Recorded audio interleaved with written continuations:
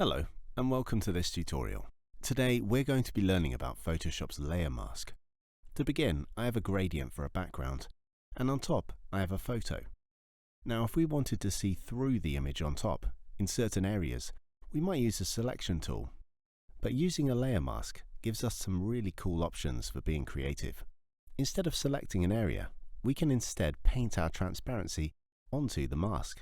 To get started, first come down and select the layer you want to create a mask on. Next, we come down to this button at the bottom here, which adds a mask.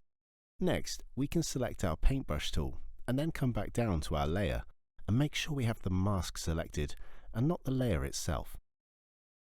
Otherwise, you'll paint onto that layer, which you don't want.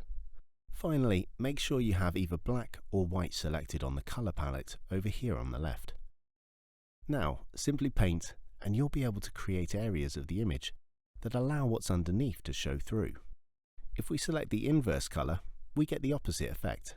I hope you found this tutorial helpful. How did you get on with your mask?